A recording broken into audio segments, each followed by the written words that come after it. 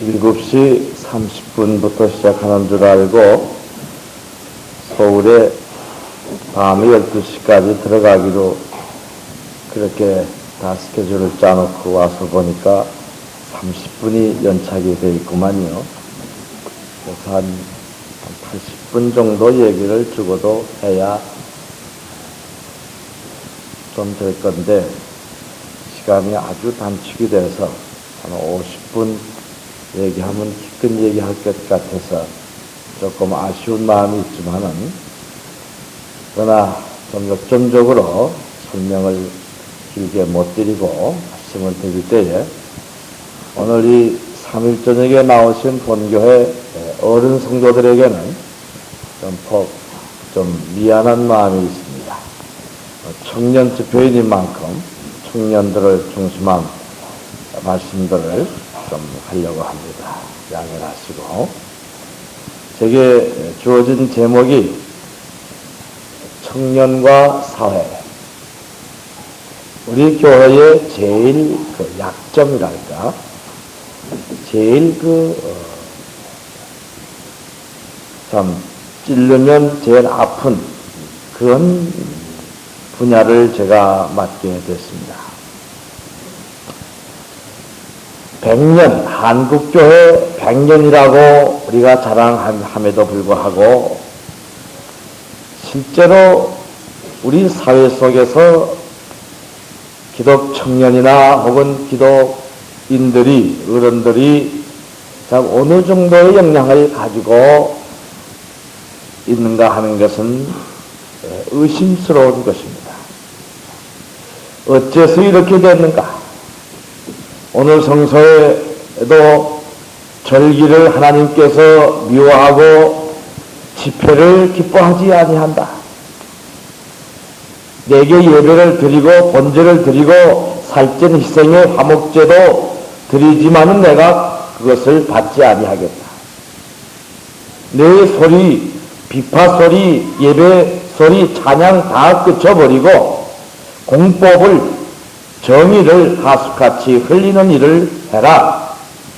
이런 말씀을 드리면서 과연 우리가 드리는 예배, 우리의 신앙의 삶이 오늘 우리 하나님 앞에 이 민족과 사회를 외면한 교회 신앙이라고 하면 하나님께 응답되는 예배가 정말 될 수 있을까? 오늘 우리 100년 동안의 역사와 또 1000만의 성도와 여기저기서 행해지는 많은 집회들이 정말 하나님 앞에 응답되고 하나님이 기뻐하시는 것들이 정말 될 수 있을까? 우리가 그것을 진지하게 생각하면서 오늘 여기에 모였다고 생각이 됩니다. 왜 이렇게 됐는가?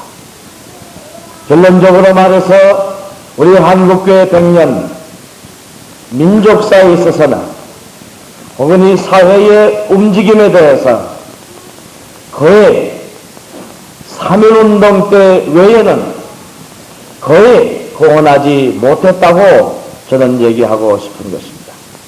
더구나 해방 이후 오늘까지 오늘 한국의 기독 청년들이나 기독교 교회가 이 사회 앞에, 한국의 사회 앞에 내놓을 것이 없다고 저는 얘기하고 싶은 것입니다. 왜 이렇게 됐느냐? 그것은 전적으로 미국 교회 책임이 있습니다. 여기서 전적이란 말을 쓰는 것은 미국 교회의 선교사들이 우리 한국 교회에 와서 개척을 했고 거의 최근까지 한국 교회를 주름잡아 왔다고 하는 그 역사적인 근거를 가지고 그런 말씀을 드리는 것입니다. 즉 우리 한국 교회는 처음부터 한국 사회나 민족의 교회로서 출발하지 못했다고 하는 사실을 우리가 한번 역사적으로 잠깐 검토해 봐야 되겠습니다. 어떤 분은 1876년 백홍준 씨를 비롯한 네 사람이 만주에서 세례 받은 때를 기준해서 한국 개신교 100년을 따집니다. 물론 주체적인 한국교회를 생각하면은 그런 얘기도 가능하겠죠.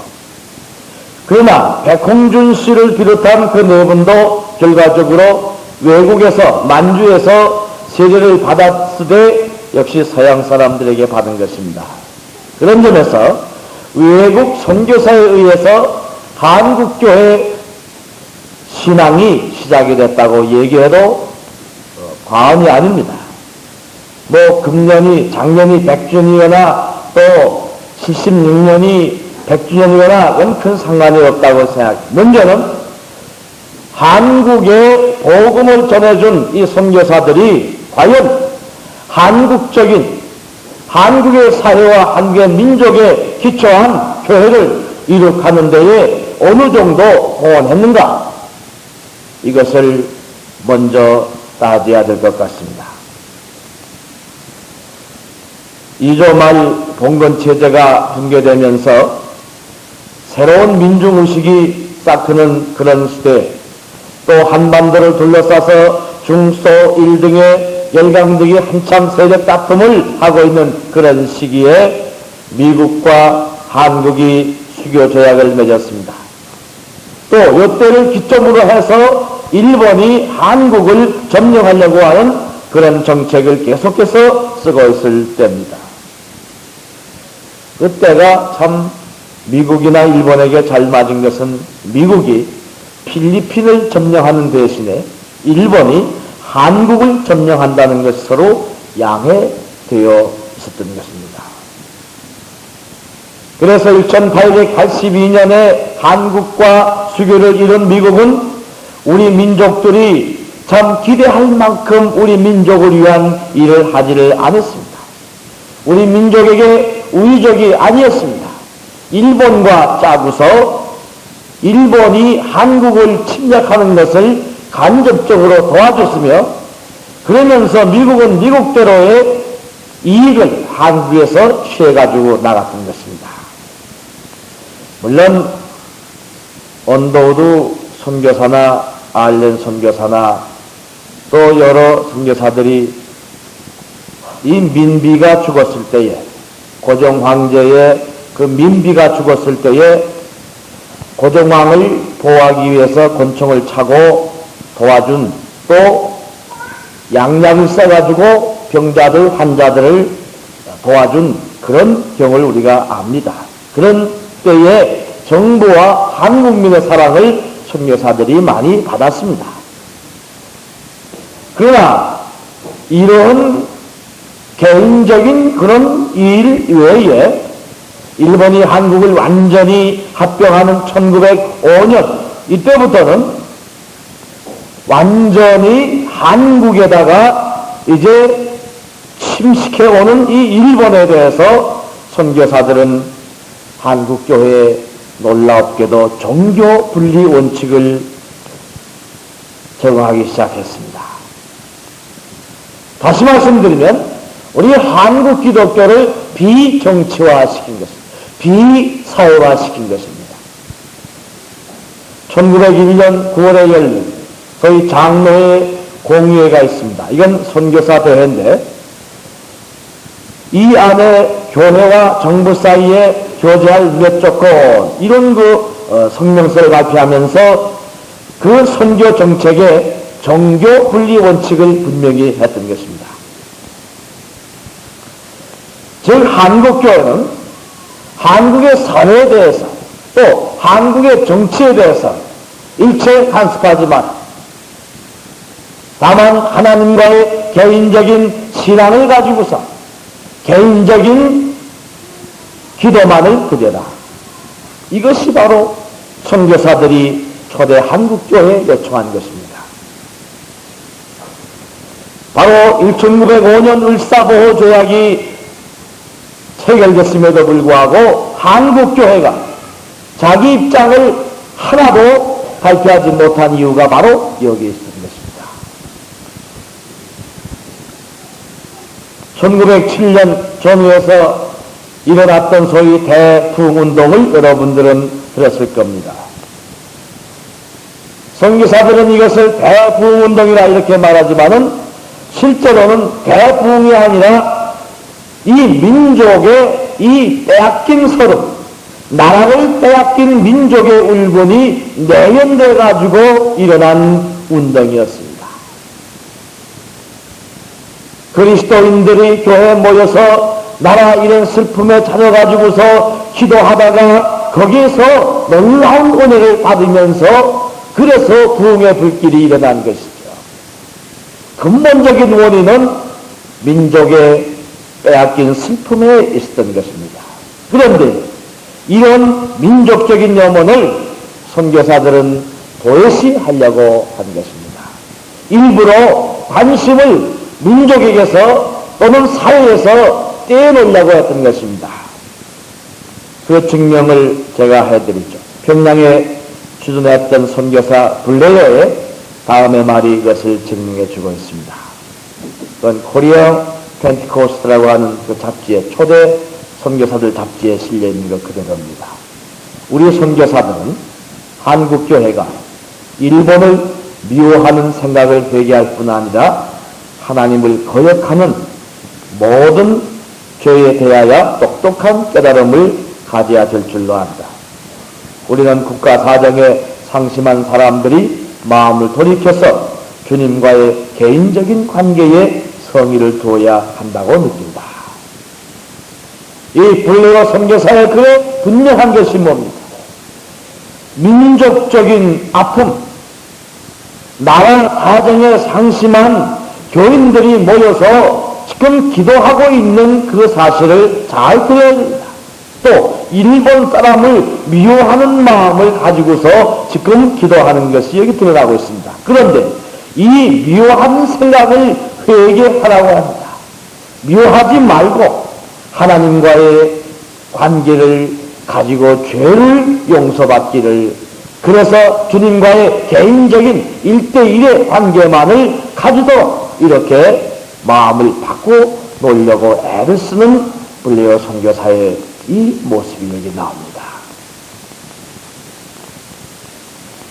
초대 한국교회 안에 이미 저명한 목사 최병원 같은 분은 종교와 정치가 나눠질 수 없다고 천명한 사람이 올시다. 분명히 신앙이라고 하는 것은 이 사고가 민족과 같이 붙어있는 것이라고 얘기했습니다. 또 독립운동을 추진한 독립협회 비롯한 여러 단체 안에서 핵심 멤버들이 거의가 다 그리스도인들이었습니다. 그럼에도 불구하고 이 체제적인 교회를 주장하고 있는 사람들은 선교사들이었습니다. 왜? 선교사들이 노회장 됐었죠. 동노회장 했죠. 또 1912년 총회장도 선교사들을 했죠. 또 신학대학, 당시에 소위 평양신학교 교장도 선교사들이 했습니다. 이 아래 교인들은 나라 문제에 상심해서 민족과 사회 문제에 핵심적인 문제에 파고 들어갔지만은 선교사들이 제도적으로 막고 있었던 것입니다. 바로 종교분리 원칙을 이렇게 해서 한국교회 처음부터 우리 교회 안에 적응시켜서 이 교인들의 마음을 민족을 향하고 사회를 향하는 마음들을 마비시켜 놓은 것입니다. 지금 제가 이 말씀을 왜 드리는가 하면 오늘 미안한 얘기지만은 오늘까지 그저 40세, 50세, 60세 되신 분들은 그 신앙을 그대로 가지고 나가야 되겠지만은 오늘 20대 이 청년들은 이제는 우리와 다른 신앙의 세계로 나가지 아니하면 안 되기 때문에 제가 이제 이 100년 동안에 우리 민족이 잘못 걸어온, 우리 한국교회가 잘못 걸어온 이 역사적인 사실들을 제가 증명을 하는 것입니다.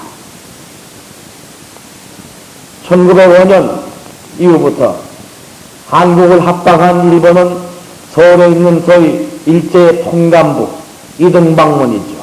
그 사람을 통해서 기독교에 대해서 종교 분리 원칙을 아주 무섭게 강요했습니다. 이등방문이라는 사람이 바로 감리교 선교사 해리스에게 또 미국에 있는 브라운 총무에게, 장로교 총무에게 접촉하면서 무슨 얘기를 했습니까? 정치상 일체 사건은 본인에게 맡겨두시고 그무 조선에 있어서 정신적인 방면의 계몽, 교회에 관해서는 원컨대 선교사 당신네들이 좀 책임져 주시오. 이렇게 함으로써 조선 인민의 유도의 사업은 비로소 완성될 것입니다. 이렇게 부탁을 하면서 잘 차려 먹이고 뒷구멍으로 정치해가지고서 선교사들을 완전히 일제의 종속으로 만들어 놓은 것입니다. 그동안 100년 동안 선교사들이 고생을 많이 해서 이런 얘기들을 안 합니다. 역사가들이 다 알고 있어요. 역사가들이 알고 있지만은 이 얘기를 그동안 안 했어요. 그러나 이제 100년 지났습니다. 이걸 독립해야 돼요. 이제는 자주적인 사고를 해야 돼요. 그렇기 때문에 이제는 이 과거의 비리들은, 선교사들의 비리들은 우리가 분명히 캐내야 이제 우리가 나갈 방향이 보이기 때문에 제가 수고한 선교사가 많지만은 근본적인 정책적인 차원에서 이 대장급들의 선교사들의 이 잘못된 사고를 제가 비판해 내는 것입니다. 이렇게 하는 바람에 선교사들이 한국 교인들을 민족의식에서 사회의식에서 계속 죽여놓고 그 다음에는 하나님과의 개인적인 신앙만을 강조했습니다. 1910년 결국 8월에 한국은 완전히 일본의 식민지가 되었죠. 그럼에도 불구하고 문서상에 한국교회가 일본의 이 침략에 대해서 항의한 소리가 한 자라도 없습니다. 누가 그랬습니까? 선교사들이 딱 맞고서 못하게 한 것입니다. 이런 때지만은 한국의 교인들은 스스로 목숨을 끊으면서 또 시위운동을 통해서 항의했습니다. 그때 어떤 분들은 중앙청 앞까지 나가서 자결까지 하려 그리고 이 프랑카키를 들고 나갔으면 손을 피를 내가지고서 거기다가 독립운동에 나선 교인들이 많았어요. 이런 것들을 다 무참하게 일본인들이 죽이고 감옥에 보냈습니다. 그러나 선교사들은 이때라도 말하지 않았습니다.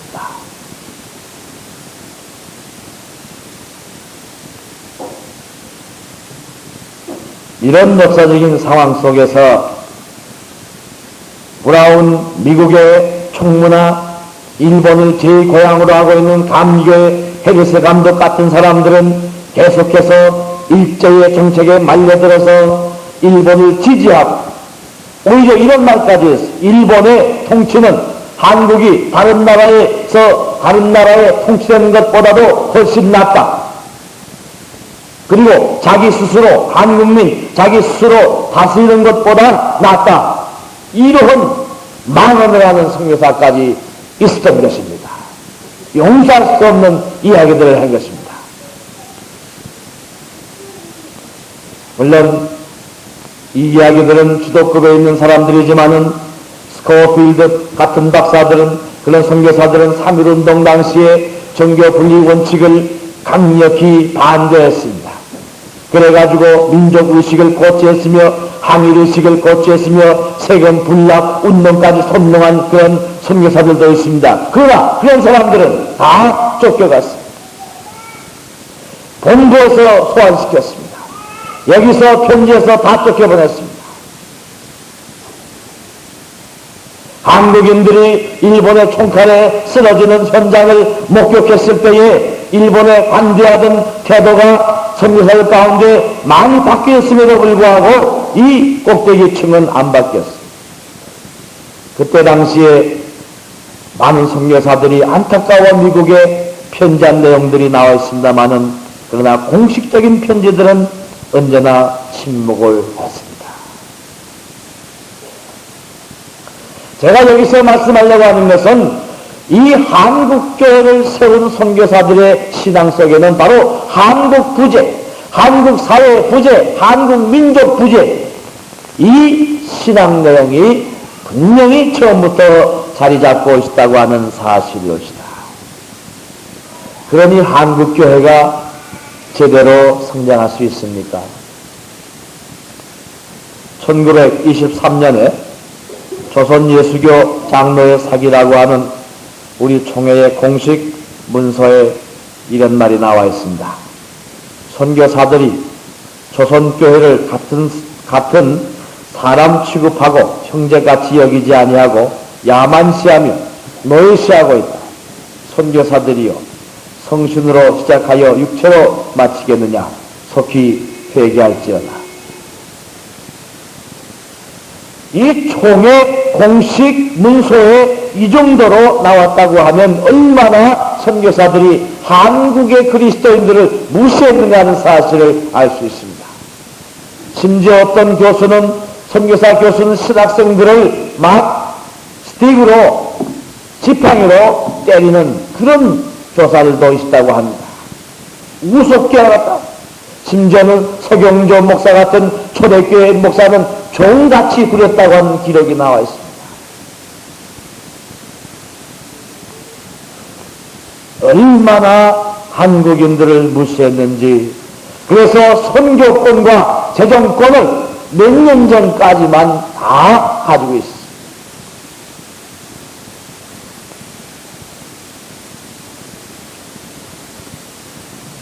한국을 위해서 순교자의 각오로 복음 증거에 임하였던 선의의 선교사들을 우리는 알고 있습니다. 그러나 백인의 교만과 우월감이 한국교회 백년사에 알랑이 되어 있어서 한국 민족을 우습게 알고 한국 사회를 우습게 알아서 한국적인 기독교를 세워 노출을 못했다고 하는 사실은 너무도 분명한 것입니다. 한국의 애국자 안창호 씨가 평양거리에서 선교사를 구타한 이유가 바로 조선 신도들을 노예처럼 대접한 때문이라 한국 독립운동사 1권 452페이지에 나와 있습니다. 얼마나 못되게 굴었으면 안창호 선생이 선교사를 평양 한복판에서 때렸을까요? 바로 1905년 같은 해에 선교사의 통제를 벗어난 한국 그리스도인들이 그래도 서울에 독립교회를 세워보려고 애썼습니다. 너무도 못되게 보니까 우리 한국민족의 교회를 세우자 해가지고서 서울에 첫 번 예배를 드렸어요. 그런데 보세요. 첫 번 예배를 드렸을 때에 원도우드 선교사, 지금 원이란 장로의 할아버지입니다. 그분도 거기 참석했습니다.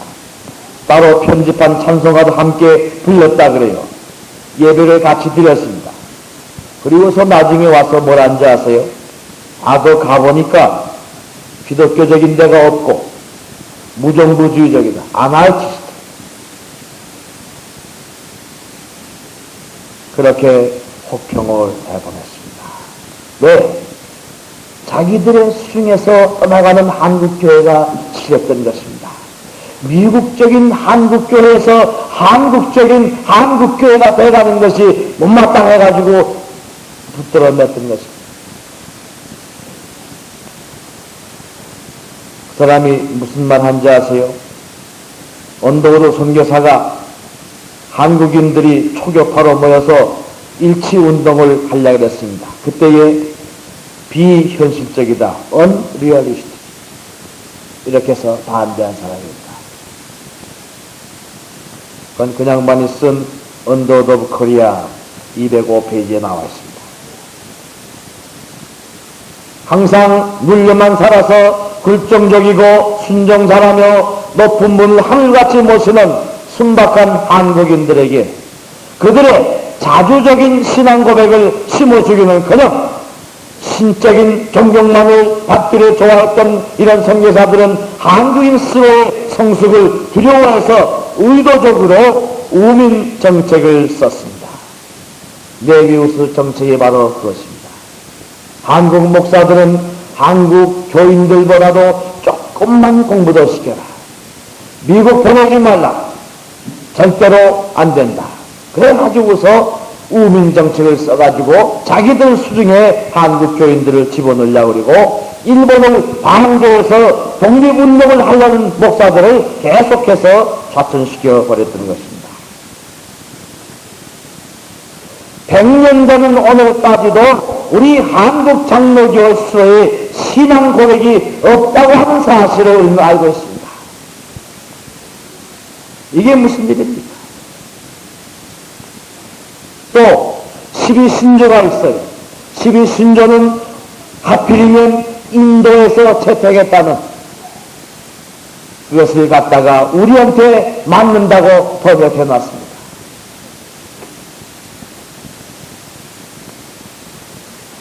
국제회의에 나가서는 한국 대표라고 자기들이 나가가지고서 얼굴은 백인 선교사, 가슴에는 코리아, 한국인들을 안 보내고 저희들이 나가서 대표 노릇을 했습니다. 이렇게 되니까 우리 한국교회 신앙이라고 하는 것은 근본적으로 민족과 사회를 벗어나는 그런 일들을 했던 것입니다. 완전히 미국적인 교회, 서양적인 교회, 그것도 가장 보수적인 이상한 그런 교회 형태로 발전이 된 것이옵니다. 한국 보수신학의 기초를 마련한 마뜻 박사는 1919년 이런 말을 했습니다. 조선 모든 선교사가 다 죽고 나가고 다 가고 모든 것을 축소한다 하더라도 형제들이여 40년 전 전한 그 복음을 그대로 전파하시오. 변경치 말고 그대로 전파하시오. 다른 복음을 전하면 저주를 받을 것입니다. 이런 얘기를 그가 했습니다. 이렇게 엄포를 놓고 갔던 것입니다.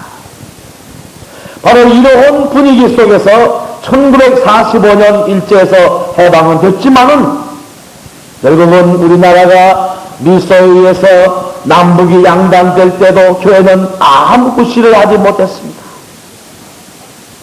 나라가 짜겨지고 6.25 전쟁이 준비되는 그런 가운데서도 오히려 교회끼리 대구에서는 싸움질을 하는 그런 어리석은 일을 범했습니다. 이것이 무슨 일입니까? 민족 부재, 사회 부재의 교회의 형태였기 때문입니다. 교회를 재건한다고 구제품과 돈을 가지고 오는 선교사들을 그저 교회 신앙인들은 열렬히 환영만 했습니다.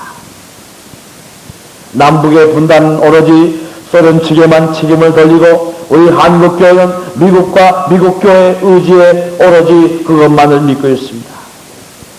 이러한 우호적인 한국의 분위기를 이용해서 한국민의 열망가는 동떨어진 정책을 밀고 나갔죠.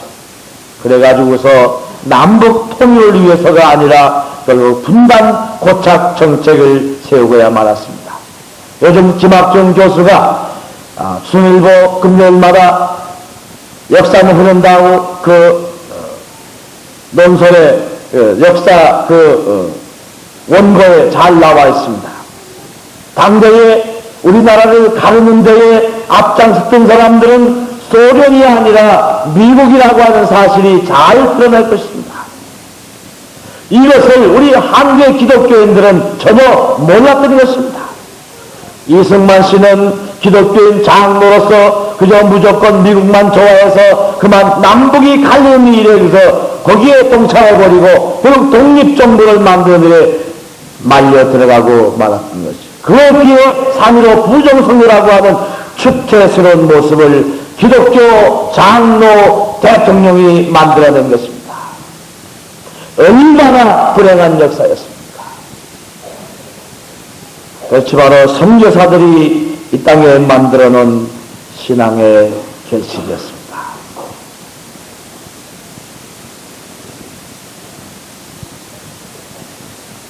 4.19 세대를 기점으로 해서 그래도 새로운 의식이 싹트기 시작했죠.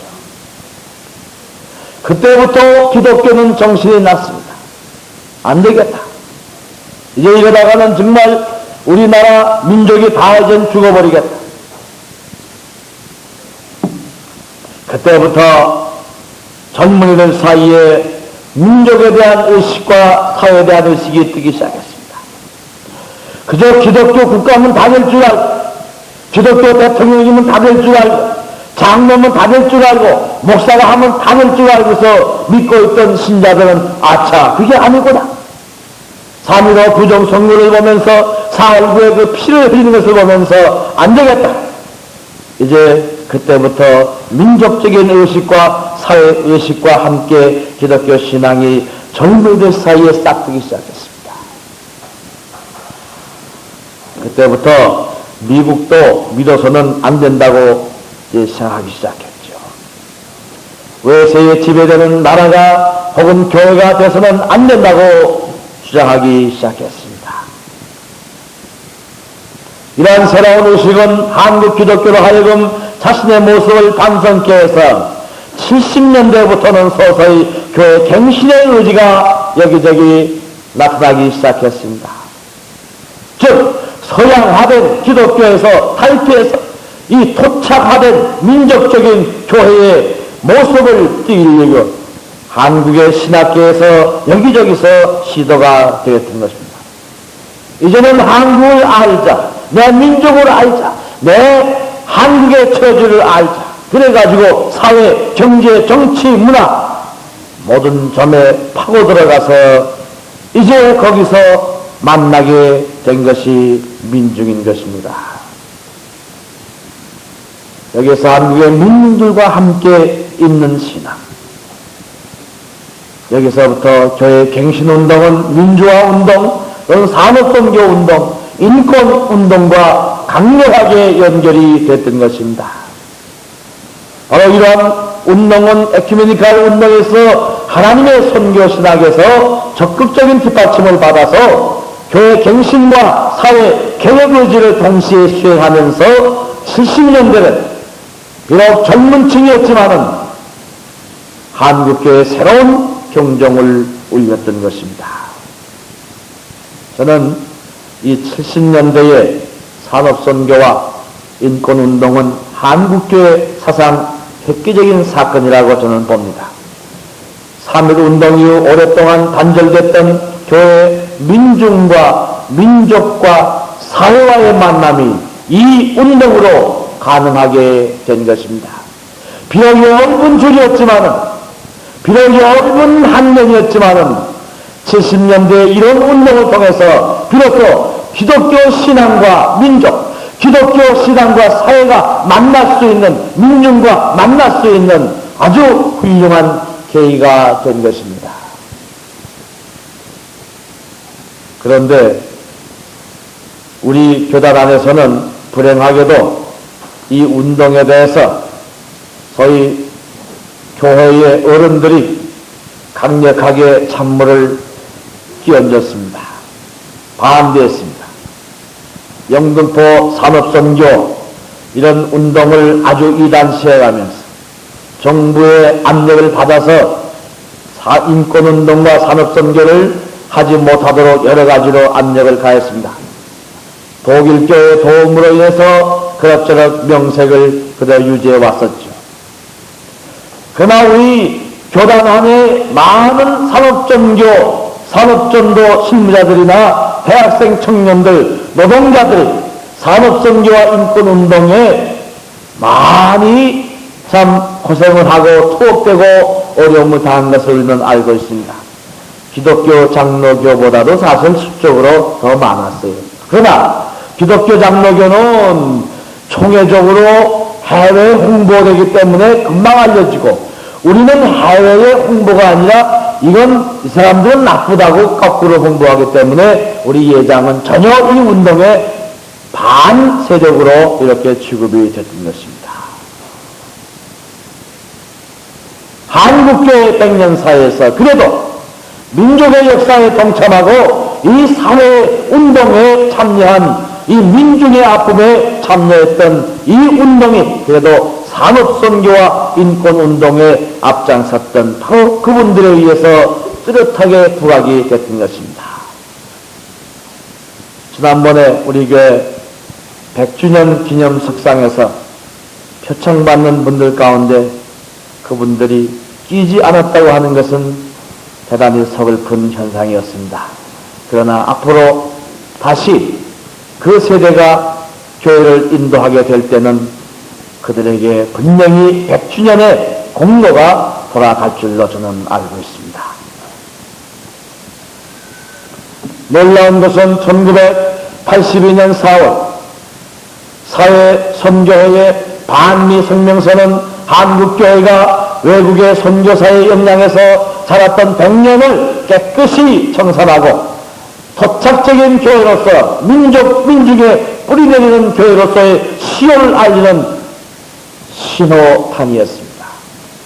바로 그 해에 우리 예장총회가 세계선교위원회를 구성하면서 부산총회에서 한 사람의 선교사도 그 총회 세계선교위원회에 가입시키지 않은 것은 결코 우연이 아닙니다. 그때부터 한국교회는 이제 완전히 제도적으로 독립된 교회로 출발을 한 것입니다. 바로 이것은 하나의 신호탄이지만은 그때부터 시작해서 100년 동안 한국 기독교를 좌지우지하던 소위 서양적인 신앙과 신학의 형태에서 우리가 이제 벗어나야 된다고 하는 이런 분명한 방향을 제시했다고 저는 믿습니다. 해방을 전후한 우리 민족의 운명은 사회적으로는 미국에 의해서 좌우됐습니다. 해방, 분단, 그리고 오늘에 주기까지의 큼직한 사건에 미국이 관련 안 된 것이 없습니다. 우리는 미국을 우방이라고 믿고 미국에서 오는 군인들과 선교사들을 은인으로 우리는 영접하고 있습니다. 그러나 미국이 문제 해결보다는 악화시키는 쪽으로 정책을 표명하고 있다고 저는 이제는 의심을 안 할 수밖에 없게 되었습니다. 광주 사태, 콘수럴 데이터 사건, 다국적 기업의 횡포, 레이건의 휴전선에서의 발언, 이런 모든 것들, 핵무기를 이 땅에 가져오는 것들, 이 모든 것을 볼 때에 결국은 강대국의 싸움을 이 땅에서 치르고자 하는 전술밖에 안 보이며 결국은 죽는 것은 우리 천만 민족일 수밖에 없는 것입니다. 그러기에 이제 우리가 소련을 믿지 않는 것처럼 미국도 믿지 말고 미국 교회도 믿지 말고 우리의 신앙을 가지고 민족적이고 자주적인 그런 미를 바라보면서의 교회가 나가지 아니하면 민족 앞에 얼굴을 돌 수 없는 날이 올지도 모르겠습니다. 우리 6천만 민족이 살 수 있는 길은 이제 남북의 통일 문제가 앞에 있습니다. 이것은 동시에 민중의 생존과 국가의 존립 문제와 직결되어 있습니다. 이 땅에서 전쟁이 나서 핵이 터진다면 6.25 때의 그런 전쟁이 아닙니다. 이제는 죽어도 수천만이 죽는, 아니 이 반도가 초토화되는 우리 후손들이 영영이 살 수 없는 그런 나라가 될 것입니다. 이런 무서운 전쟁이 강대국 때문에, 이데올로기 싸움 때문에 이 땅에서 터진다고 하는 것은 얼마나 불행한 일인지 알 수가 없습니다. 그렇기 때문에 우리는 이 민족의 생존, 국가의 생존을 위해서 어떻게 해서라도 이 나라에서 미국과 소련의 세력을 몰아내고 외세 간섭 없이 우리 민족 스스로 설 수 있는 그런 민족을 세워야 될 터인데, 이것이 바로 오늘 기독교가 이 사회를 봐야 되는 새로운 시각이라고 저는 보는 것입니다. 사회가 없으면, 민족이 없으면 교회도 없는 것입니다. 신앙도 없는 것입니다. 이 민족이 살아야 복음적으로 변할 사람들이 있는 것이고, 이 나라가 살아야 이 민족의 교회가 살 수 있는 것입니다. 그렇기 때문에 어떻게 해서라도 민족 생존을 위해서, 이 민족의 삶을 위해서 이 교회가 눈을 뜨고 모든 일에 이제는 힘차게 간섭하지 않으면 안 됩니다. 하나님과의 개인적인 관계만을 가지는 그런 선교사들의 그 교육을 우리가 이제는 더 이상 따를 수가 없다고 하는 사실을 천명해야 될 것입니다. 한국교회가 미국의 영향을 받아왔던 100년이 전 청산되고 한국교회 스스로 신앙적으로 독립되면서 동시에 우리는 민족의 역사적인 염원과 소원에 응답해서 하나님의 나라를 이 땅에 실현시키는 이제 화해의 복음을 가지고서 북한 내 동포들을 대하여야 하겠습니다. 우리 민족 오랫동안 미소 냉전 논리와 이념의 절대화 때문에 예수 그리스도 안에서의 화해의 복음을 보지 못했습니다. 원수되었던 당을 이제 헐어버리고 공산주의라도 어떠한 이념이라도 받아들일 수 있는 이런 폭넓은 화해 복음이 아니면은 우리 민족을 살릴 수 없는 것입니다. 그러기에 우리는 이제는 반공신학의 차원을 우리가 대담하게 넘어서서 기독교 예수 그리스도의 화해 신학을 우리가 가질 때에 우리는 이 사회 앞에 우뚝 설 수 있는, 민족 앞에 우뚝 설 수 있는 교회가 되는 것입니다. 그놈의 반공신학 때문에 남북을 짜기는 일에, 민족을 짜기는 일에 우리 교회가 너무도 많이 공헌했습니다. 이제는 그런 이데올로기 적대 이념이 서로 대화하고 빈부가 서로 만나며 고아가 같이 설 수 있는 화해 복음, 예수 그리스도 안에서의 화해 복음 속에서 우리는 이 사회 전체를 수용할 수 있는, 우리와 안 맞는 이념까지도 받아줄 수 있는 그런 폭넓은 자세로서 임할 때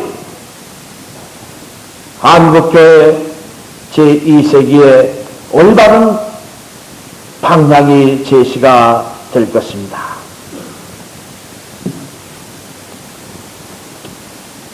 그러기 위해서는 우선 우리는 눌린 자와 가난한 자를 위한 교회 정립이 필수적이라고 생각합니다. 우리 교회가 무서워할 것은 공산주의가 아닙니다. 우리 교회가 정말로 두려워해야 될 것은 이 사회에 버림받은 민족들입니다. 남북이 통일됐을 때에 민족이 어느 편에 밀착되느냐, 교회 편에 설 것인가, 공산주의 편에 설 것인가, 우리가 이것을 생각할 때 공산주의를 두려워할 것이 아니라 오늘 민족이 두려운 것입니다. 남북이 통일됐을 때에 민족이 우리 편에 선다고 하면 이는 진짜 승리하는 통일을 할 수가 있는 주체가 될 수 있을 것입니다. 오늘 우리 민족의 통일은 민족의 사활이 달린 절대 쌍명령입니다. 기독교 100년 역사와 구조를 살리려고 민족의 통일의 열망을 우리는 저버릴 수가 없습니다. 이 미국적인 100년의 교회 구조들을 우리가 깨끗이 청산하고 저는 민족의 생존을 위해서 새로운 구조를, 새로운 이념을 담대하게 만들어낼 책임이 오늘 여러분들에게, 청년들에게 있는 것입니다. 민족과 함께한 신앙이 곧 화해의 복음이었습니다. 우리 이제까지 우리 교회는 강한 자들과 있는 자들과 곧잘 화해했습니다. 오늘의 물량적인 성장의 많은 부분을 우리는 그 덕으로 해석할 수 있습니다. 우리가 100년 동안에 있는 자들과 너무 화해를 많이 했습니다. 강한 미국과 손잡고 살았습니다. 권력과 아부하며 살았습니다. 오늘의 물량적인 성장이 그 덕터인 것이 분명합니다. 그러나 앞으로는 새 세대, 새 기회는 물량적인 성장이 그치고 외형적인 힘이 감퇴되더라 힘없는 자, 눌린 자, 가난한 자들과 화해하는 교회가 되어야 할 것입니다. 사실 교회의 물량적 성장은 오줌 없는 자, 가난한 자들에게 혐오감을 심어주었습니다. 어떤 면에서 민중들의 분노를 일으키고 있습니다. 서울서는 어떤 청년들은, 믿지 않은 청년들은 교회에 갔다가 불을 지르겠다고 하는 그런 사람들도 있습니다.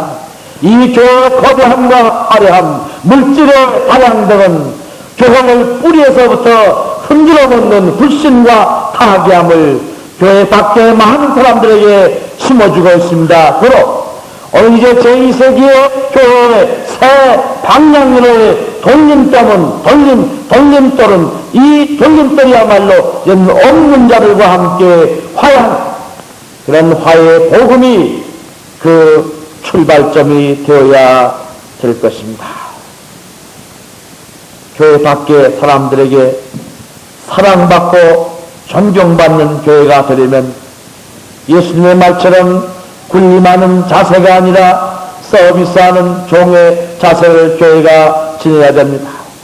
이제부터 우리 교인들이야말로 이 사역을 섬기려고 하는, 이 사역을 정복하고 사역을 소유하려고 하는 그런 의미에서가 아니라 사역 앞에 복종하고 사역을 서비스하고 사역을 도와주려고 하는 그런 자세를 가지고 나갈 때에, 즉 민중의 자리까지 우리가 나가서 봉사할 때에 주님의 종의 모습을 지닌 교회가 될 수가 있을 것입니다. 우리는 그동안 미국이 심어준 잘못된 신앙 때문에 하나님과 나 사이에 개인적인 신앙 형태는 잘 가지고 있는 그 장점을 저는 인정을 합니다.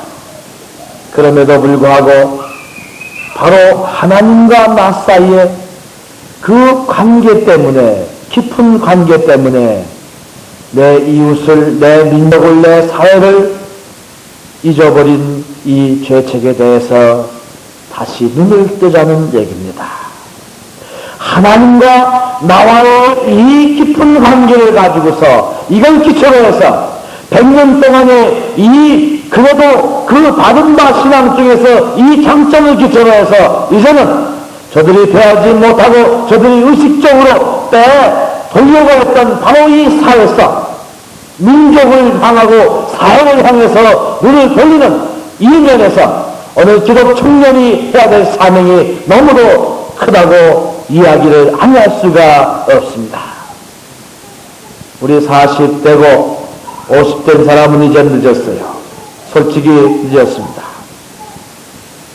우리는 우리의 머리를 돌릴 수가 없습니다. 우리 마음의 시각을 바꿀 수가 없습니다.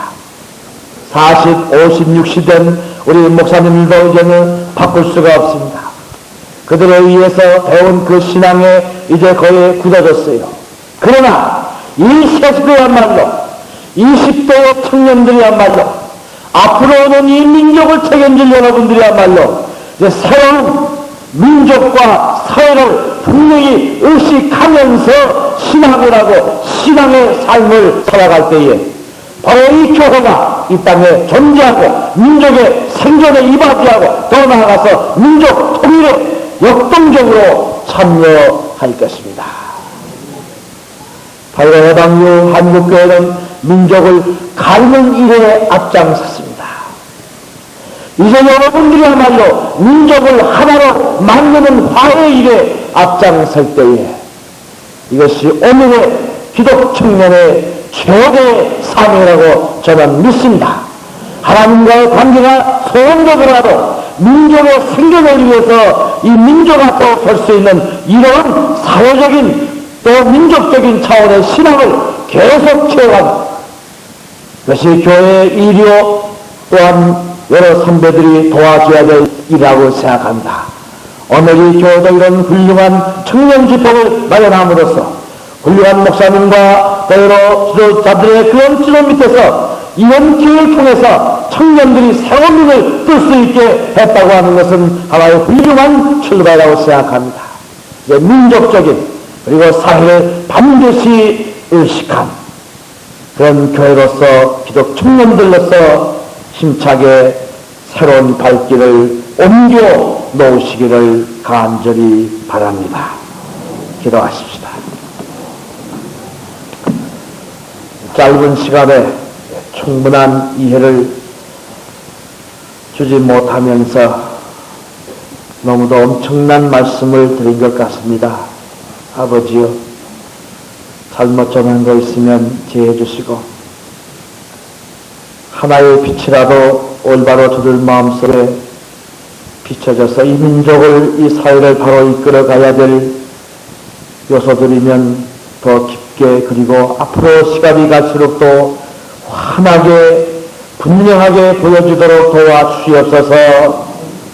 이 민족과 사회 앞에 분명히 서서 민족의 생존을 위해서, 국가의 존립을 위해서 앞장설 수 있는 기독 청년들이 되게 하여 주시옵소서. 예수님의 이름으로 기도하옵나이다. 아멘.